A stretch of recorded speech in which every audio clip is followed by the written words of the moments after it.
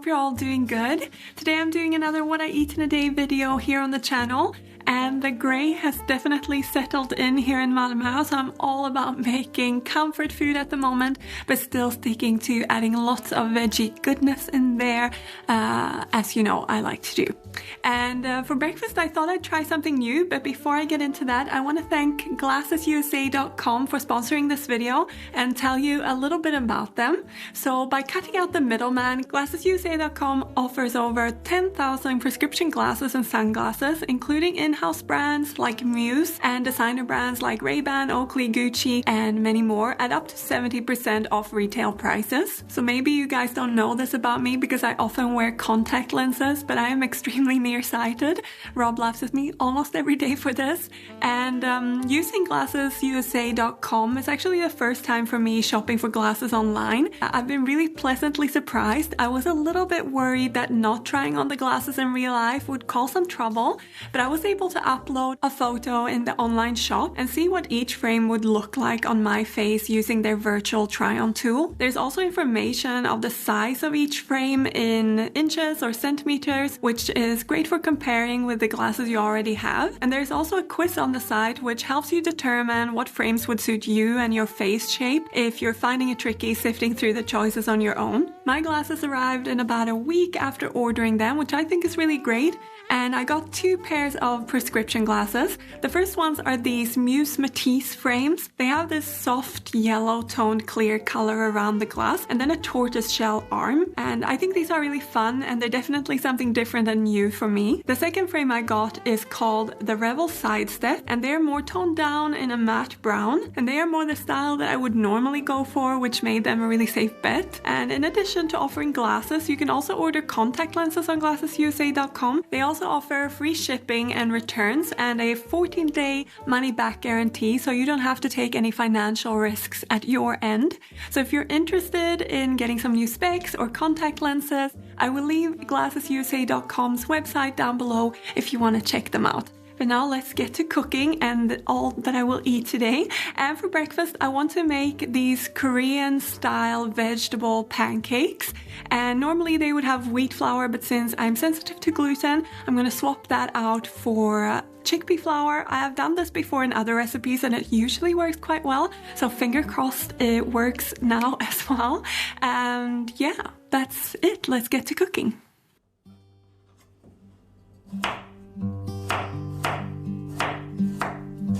It's my understanding that you can use different types of vegetables for this pancake, and I went for carrot, zucchini or courgette, spring onions and some cabbage. I really wanted to use sweet potato, which I would have grated to add to the mixture, but for some reason we ate it the night before not thinking that we were going to use it for this recipe.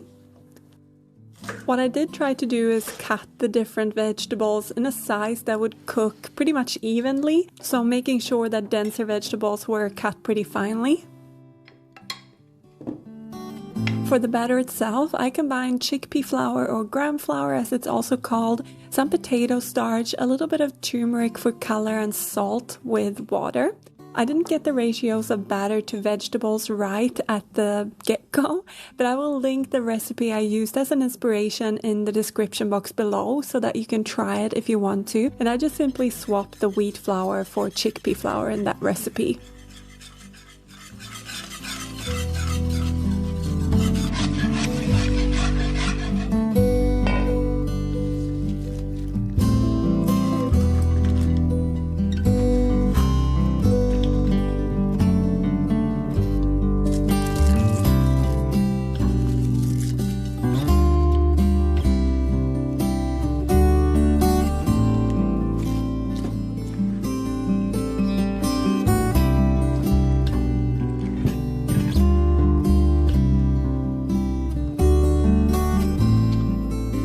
Another recommendation if you're making these pancakes at home is to use a non-stick pan. I tried our carbon steel pan first, which has been well seasoned, so it should be non-stick, but the pancake still stuck a little bit and it was much easier to flip the pancake on the non-stick pan, as you can see here.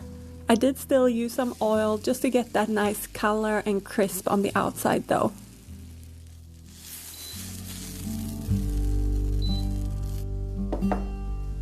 I also prepared a dipping sauce for the pancakes by combining some soy sauce with rice vinegar, some toasted sesame oil, and maple syrup. To these liquids, I also added some toasted sesame seeds. I think I added a little bit too much, but it was still yummy. And all you need to do is just stir that together, and then you can dip your pancake right in there. If you like a little bit of spice, you could add some chili flakes to that dipping sauce as well. And of course you could use Korean red pepper flakes or gochugaru, or you could use regular chili flakes or some sriracha sauce, whatever you like.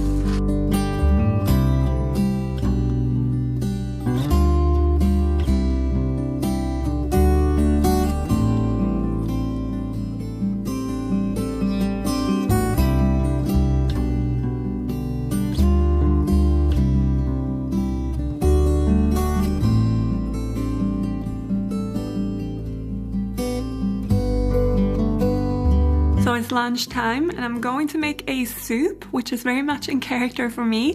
Normally I like to make big batches though for dinner and have leftovers for lunches, but since we're filming I wanted to cook it so you can see. And I'm going to use this vegetable. I think a lot of people find this a little scary looking. It's a celeriac or a celery root. In Swedish it's called rotselleri. And yeah, it has a bit of a celery flavor, but it's very much a root vegetable and has that rooty, earthy goodness to it. And yeah, you have to cut off all these cruddy bits and then cube it up and cook it.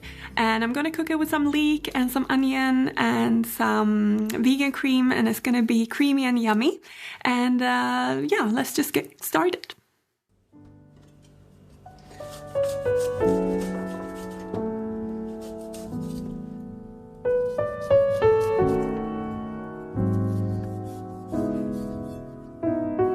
I'm always quite vigilant when I clean my celeriac because I really don't like that crunch you get from eating little bits of dirt, and it can easily get in the crevices of celeriac. But once you slice it, which I'm doing here to cut the celeriac into smaller pieces, you can also remove extra dirt that might be in deeper crevices, which is easier to do once you cut the celeriac into smaller pieces. Anyways, to make the soup, I cut the celeriac into cubes so that they cook faster, and then I also chop up some leek as well as some onion and garlic to add lots of good flavor in the base of the soup.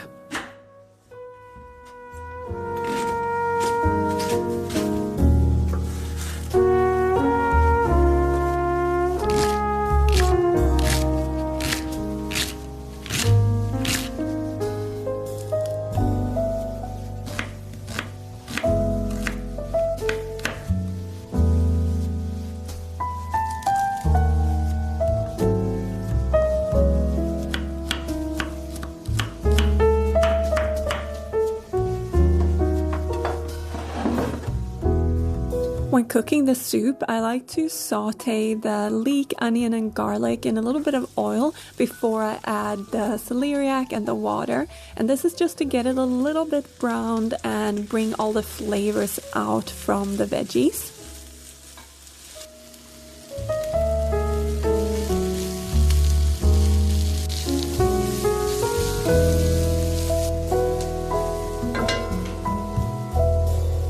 Finally, when I think there's a good color on the leek and the onion, I go in with the celeriac cubes as well as some water. And then I also add in some vegan cream. This one's oat-based. And I season that up with some stock powder, vegetable stock powder, as well as the seasoning made with sage, garlic and lemon.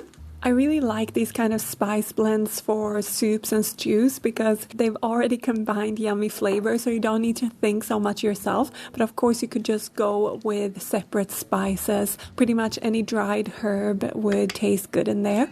Then I just leave the soup to simmer for about 20 to 30 minutes until it's all softened. And in the meantime, I decided to make some kale chips. I haven't done this for a long time, and I don't know why, because it's really delicious. I feel like for a while this was all the rage and everyone was eating kale chips all the time for any occasion, and I think maybe we should bring that back. So if you've never tried this, please do. What I do is that I take the leaf off the stem of the kale and I clean it and pat it dry, and then I go in with some olive oil and some soy sauce as well as some black pepper. I toss that to coat, and then I spread the kale out on a sheet pan, and I bake this in the oven at 175 degrees for about 10 minutes, sometimes 15, sometimes shorter. Just keep an eye on them and make sure to flip them at one stage, and be vigilant so they don't burn. Once the celeriac is softened, I go in with 1 can of drained and rinsed butter beans to add a little bit more body and protein to the soup. And then I like to blitz this. I did this with a stick blender here, but I think it would have been better to put it through the high-speed blender to make it really, really smooth. I think that would have been more delicious. But either way, this is a yummy, creamy soup, perfect for chilly autumn and winter weather. To dress each bowl, I drizzled with a little bit of extra virgin olive oil over the top and then topped it off with some of those kale chips. But you need to eat them fast so they don't go soggy. And yeah, I made more so I could have them on the side as well.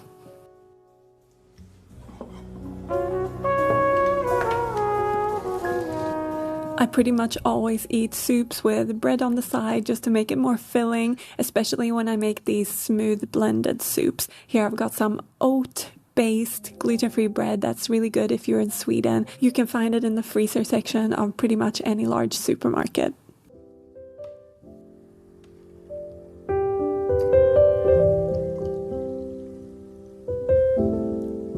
In the afternoons between lunch and dinner, I always like a snack, and at the moment I'm still on my Earl Grey kick. I love a good Earl Grey, and I drink it with oat milk. I know some people don't like milk in Earl Grey, but I do. And I also had a pear just to tide me over.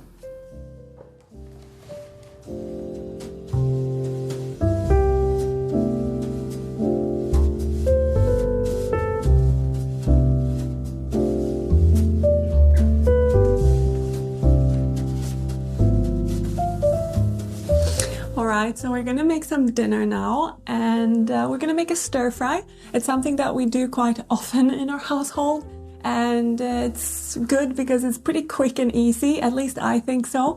Maybe some of you think the chopping and prepping takes too long, but then you could always buy pre-chopped veggies if you're so inclined.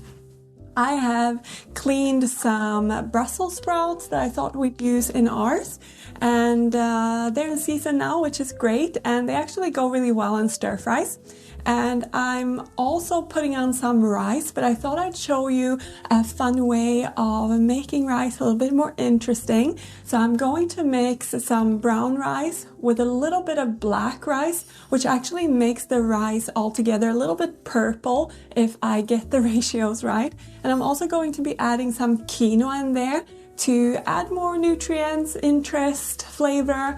And yeah, that's a fun way of switching up your rice. And you could of course use other grains in there as well. This is just a combo that I really like. So once that is on, I'm going to start prepping the veggies, frying them off, and I'm also going to cook some tofu. I'm just going to fry this up, and this is a quick and easy hack is to buy the pre-marinated tofu. This one's herb marinated, and it's not a very sort of Asian style flavor, but I don't really mind. I just think this one's really good, so that's the one I'm going to use. And yeah, let's go.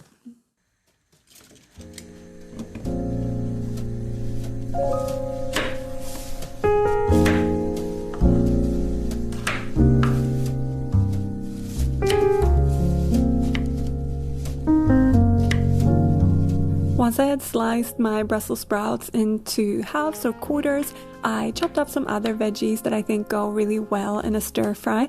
And something I really like about stir fries is that you can use up any sort of stumps of veggies you have lying around from other dishes. So here's a piece of zucchini or courgette that I used in my breakfast pancake that I didn't finish, and it will make a great addition to this dish instead. I'm also using some spring onion as well as some chestnut mushrooms and some pak choy. These last two are some of my favorite veggies to put in stir fries, especially pak choy has such a nice crunch, and I love adding greens to my meals as well.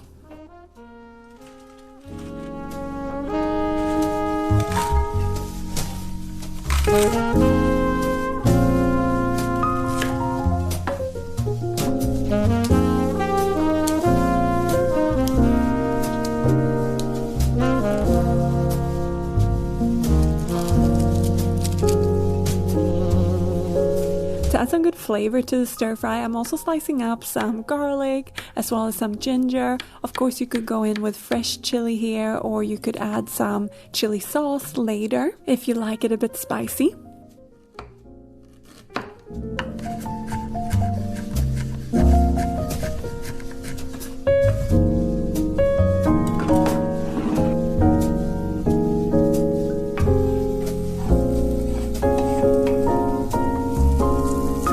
Definitely no expert stir fryer, and I always use a pan that's too small for the amount of veggies that I'm cooking. I do like to think about at which point I should add each vegetable, so it's important to start with the vegetable that's going to take the longest to cook, so that by the end everything is cooked to perfection, or at least as close as you can get. So here you can see me putting in the veggies at different stages, just making sure that everything gets cooked but nothing preferably gets overcooked. Of course, you should always finish with the thing that takes the least time, and that's why I've cut my pak choy into leafy part and more fibrous parts so that I can add just the leafy parts at the end. Then to finish off, I like to add some soy sauce as well as this vegetarian stir fry sauce that I think is meant to be a little bit like oyster sauce. It's from the Healthy Boy brand. I really like it, so I always just stir that through, and at this point you could also add the chili sauce if you wanted.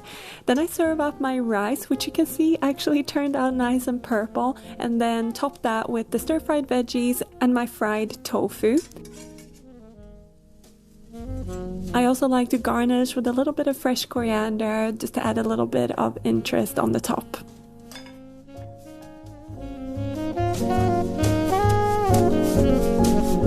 So that's my stir-fried dinner.